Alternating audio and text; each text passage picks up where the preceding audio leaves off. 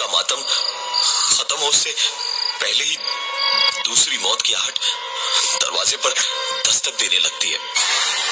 पिताजी भी ठीक 10 दिन पहले ही, पता नहीं, एक फोन आने के बाद से बहुत परेशान लग रहे थे।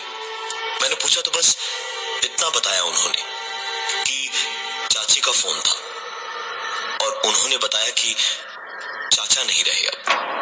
मैंने पूछा कब निकलना है, तो मुझसे पढ़ाई की चिंता करने का बोलकर अपने कमरे में चले गए और दरवाजे को बंद कर लिया। कुछ देर माँ के रोने की आवाजें आई तो मैं समझ गया कि उन्हें पिताजी ने बता दिया है। सवेरे मुझे माँ ने बताया कि पिताजी चले गए हैं चाचा के घर, लेकिन अजीब बात यह थी कि चाची ने ही हमें से किसी को भी वहां जाने और कुछ भी बताने को मना किया था। मेरा नाम शिखर है और माँ और पिताजी मुझे घर पे राजू कह के बुलाते हैं।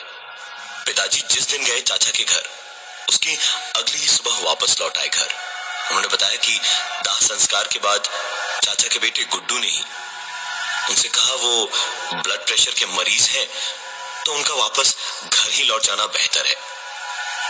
पता नहीं क्यों पिताजी मुझे और माँ को बड़ी अजीब सी नजरों से देख रहे थे, ऐसे जैसे कुछ कहना चाहते थे हमसे लेकिन बोल नहीं पा रहे थे। उनके दिल में हमारी फिक्र, हमारे लिए प्यार, सब कुछ साफ साफ उनकी आंखों में दिख रहा था। वापस आने के बाद से पिताजी चुप चुप थे। मैंने एक दो बार कुछ बात करने की कोशिश की तो कुछ बोले नहीं, बस मुझे देखकर मुस्कुराकर सर हिलाकर हाँ या ना में जवाब दे देते। अमूमन जिन बातों पर मुझे डांट पड़नी थी उन पर भी कुछ बोल नहीं रहे थे। और उसके बाद उस रात बहुत तेज बरसात हो रही थी जब दरवाजे पर किसी ने खटखटाया। बहुत अंधेरा था, बहुत रात थी और ऊपर से लाइट नहीं आ रही थी तो कुछ भी दिखाई नहीं दे रहा था। मैं मोमबत्ती लेने को उठा तो अचानक एक जोरदार आवाज से बची खुची नींद भी टूटी तो मैंने उस चमकती और गरजती बिजली में देखा पिताजी दरवाजे पर खड़े हैं और बाहर लॉन की ओर झांक रहे थे। मैंने ध्यान नहीं दिया लेकिन जैसे ही कदमों की आवाज सुनी मैं समझ गया जो पिताजी बरसात जरा सी होने पर पसंद नहीं किया करते थे वो कीचड़ और गंदगी में चले जा रहे थे। मतलब कुछ तो गड़बड़ है। मैं पीछे पीछे गार्डन तक पापा के साथ गया और फिर मैंने देखा पिताजी गराज में आराम से चुपचाप टूल बॉक्स में कुछ ढूंढ रहे थे। मैंने पूछा उनसे, क्या हुआ पिताजी, आप इतनी रात के यहाँ कैसे, सब ठीक तो है ना? पिताजी ने तो जैसे सुना ही नहीं कि मैंने क्या कहा। वो चुपचाप वहीं बरसात में निकल के गेट की ओर चलते गए। लेकिन कुछ ही देर में पिताजी की वो आखिरी आवाज, आखिरी चीख मुझे सुनाई दी।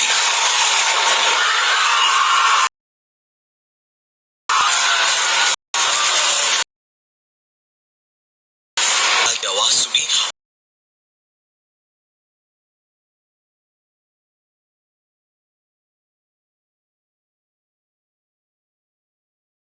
और उनकी मेरे पिताजी हमारे मकान की गेट के निचले हिस्से में जो ग्रिल लगी थी, जो जानवरों को अंदर आने देने से रोकने के लिए थी, उसी की एक रॉड के आर पार हो जाने की वजह से उनकी मौत हो चुकी थी। हमारे घर पर पहाड़ टूट पड़ा था दुखों का। पिताजी, चाचा जी दोनों ही नहीं रहे दुनिया में। मैं, माँ और दादी ही थे अब घर में बचे हुए। माँ सो चुकी थी और दादी की उम्र इतनी थी कि वो ज्यादा चल फिर तो सकती नहीं थी और उनकी दिमागी हालत ऐसी थी कि उन्हें ये भी समझ नहीं आया कि पिताजी नहीं रहे अब दुनिया में। पिताजी के क्रियाकर्म के बाद मैं घर पे बस लेटे हुए आसमान की ओर ताक रहा था जब शायद कोई रिश्तेदार ही होगा। इतनी रात को और कौन होगा। मैं गया और जाकर दरवाजा खोला तो मेरे सामने दरवाजे के बाहर से गेट की ओर मेरी दादी भाग रही थी। वो दादी जो किसी के सहारे के बगैर ठीक से करवट नहीं बदल सकती थी, वो सबसे नीचे आई। इस वक्त मेरी दादी भागी दौड़ती हुई अपने हाथ हवा में उठाए हुए गेट की ओर जा रही थी। मैं दादी के पीछे भागा उन्हें पुकारता हुआ, लेकिन वो सुनती तो ना। वो तो किसी और ही दुनिया में थी। उन पर इस वक्त पता नहीं क्या जुनून सवार था कि वो बस दौड़ती जा रही थी।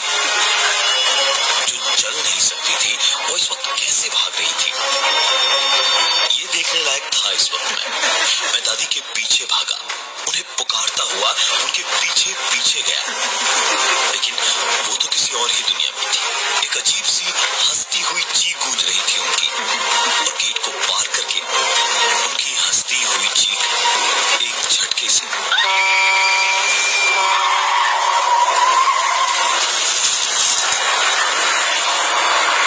एक छोटी सी आखिरी चीख के साथ हमेशा के लिए वो आवाज बंद हो गई। पूरे घर में मौत का तांडव हो रहा था। माँ तो सुनते ही बेहोश ही हो गई। 2 दिन के लिए वो हॉस्पिटल में ही थी।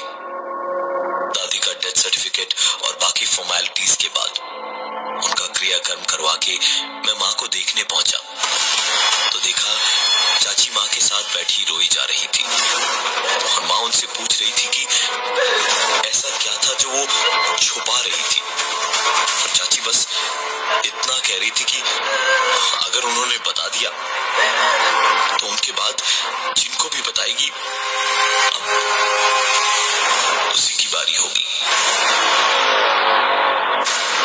मैं सोच सोच कर परेशान हुआ जा रहा था कि आखिर हो क्या रहा था ये सब। और मेरी माँ, उन्होंने तुरंत ही मुझे बाहर जाने का इशारा किया और चाची को संभालने की कोशिश करती रही। मैं बता नहीं सकता मेरा क्या हाल हो रखा था। जानना ही था मुझे हर हालत में कि ऐसा आखिर था क्या जो चाची ऐसे घबराई हुई थी। वो क्या था जिसकी वजह से मेरे पिताजी और मेरे दादी अचानक इस तरह मेरी आंखों के सामने मारे गए। मैं इतना तो समझ ही गया था कि कुछ तो गड़बड़ है ही। मैंने सोचा कान लगा के सुन लूं कि माजरा क्या है। मैंने इधर से दरवाजे पर कान लगाया, पता नहीं क्यों लेकिन कोई आवाज नहीं आ रही थी। मैंने कोने से झांक कर देखा तो एकदम से दोनों के रोने की आवाजें आने लगी मुझे। मैंने फिर से दरवाजे पर कान लगाया तो दोबारा कोई आवाज नहीं आई। मैंने दोबारा झांका तो फिर से दोनों रोई जा रही थी। मैंने दरवाजा इस बार जरा सा खुला रखा और फिर कान लगाया। हल्की हल्की बातें करने की आवाजें तो आई, लेकिन कोई बात ढंग से सुनाई दे उससे पहले जो मैंने सुना उसने मेरी नसों में बहते खून को बर्फ जैसा ठंडा सा बना दिया, क्योंकि मैंने दरवाजे के बाहर से उस पर कान लगाया हुआ था। माँ और चाची के अंदर से दरवाजे पर खटखटाने की वही आवाज हुई। मैं तुरंत अंदर घुसा, लेकिन कहता भी तो क्या। माँ बिल्कुल चुपचाप डरी और घबराई हुई बैठी थी, और चाची आंसू पहुंचती हुई वहां से वापस जाने को हॉस्पिटल के बाहर निकली। तो मैंने कहा मैं आपको स्टेशन छोड़ देता हूं, और मैं उन्हें बाइक पर बिठा कर ले जाने लगा। मुश्किल से मुझे चाची को स्टेशन तक पहुंचाने में 15 मिनट लगने चाहिए थे, लेकिन रास्ते में ट्रैफिक सिग्नल पर काफी लंबा स्टॉपेज दिखा तो मैं रुका। ट्रैफिक में रुकी गाड़ियां, धुआं, गाड़ियों के इंजन, हॉर्न्स, इन सब का शोर और सर पर पड़ती कड़ी धूप पूरी तरह सर से जैसे पसीना आते ही उड़े जा रहा था गर्मी में, वैसे ही बहुत परेशान था कि तभी उसी वक्त पीछे बैठी मेरी चाची अचानक से अजीब सी आवाजें करने लगी और बाइक से उतरकर ट्रैफिक में पागलों की तरह बेहद डरावनी तरह दौड़ने लगी। मैं बाइक किनारे लगाकर चाची को संभालूं, उतनी देर में चाची भागती चीखती हुई ट्रैफिक में आगे आगे और मैं उनके पीछे पीछे उन्हें संभालने को दौड़ रहा था। कुछ आगे पहुंची वो तो ट्रैफिक खुल गया।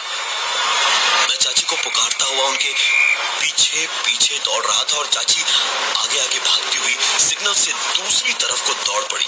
इस तरफ से तो गाड़ियों को वो पार कर गई, लेकिन तभी एक तरफ का ट्रैफिक बंद होकर जिधर चाची दौड़ रही थी उधर का ट्रैफिक खुल गया था और एक बस मोड़ पर मुड़ते वक्त चाची को देख नहीं पाई और मेरी चाची वो भी मारी गई। मैं किसी तरह वहां से चाची की लाश लेकर लौटा उसी हॉस्पिटल में। न जाने क्या हो गया था, ये कहां चला गया हमारा सब कुछ एक झटके में पता ही नहीं चला। किसी इंसान की नहीं, लगता था कि मौत की नजर लग गई है, जैसे पूरे खानदान को। मैं माँ के रूम में पहुंचा तो देखा माँ बाथरूम में थी।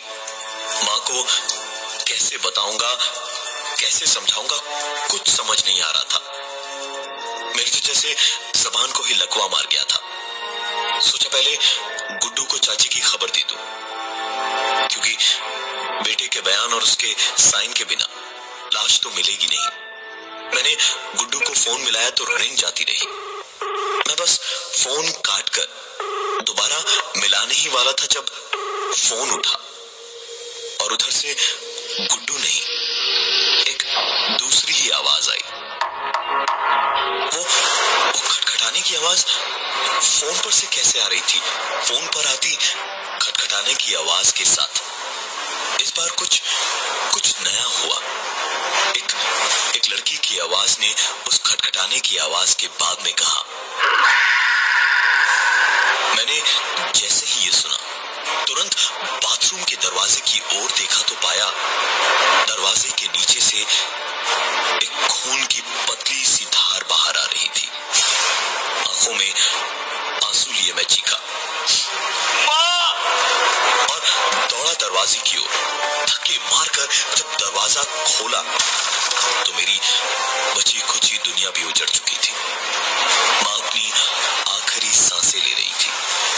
खून में लथपथ माँ बाथरूम के फर्श पर पड़ी थी और उसकी हालत देखकर मुझे डर लग रहा था।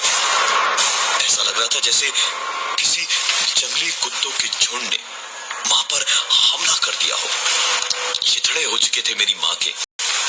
मैं माँ को उठाने गया तो माँ ने मरने से पहले बस इतना कहा, शिखा खटखटाए तो दरवाजा मत खोलना। ये सुन के तो मेरे होश ही उड़ गए। ऐसा कैसे हो सकता था? ये नहीं हो सकता था। शिखा को मरे हुए तो 12 साल हो चुके थे। शिखा मेरी छोटी बहन इस दुनिया में आ तो गई थी, लेकिन जब अपने ही दुश्मन हो तो दोस्तों की कमी बाहर भी खलती है।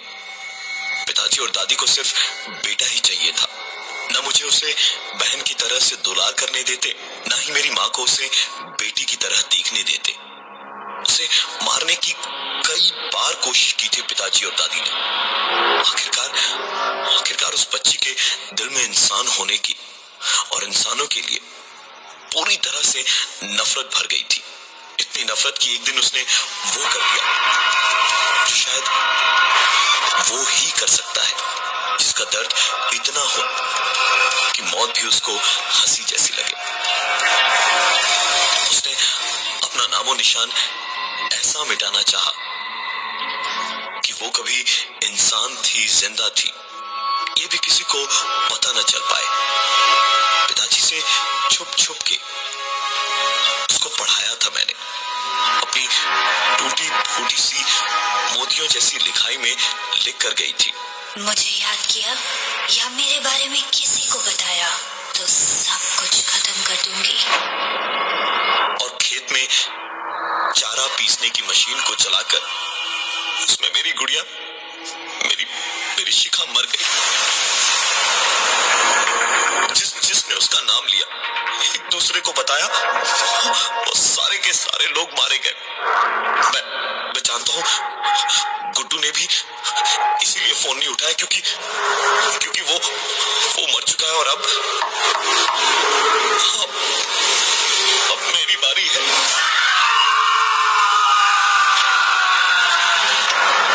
संभल के रहिएगा, क्योंकि अब आप भी शिखा के बारे में जान गए हैं। कोई दरवाजा खटखटा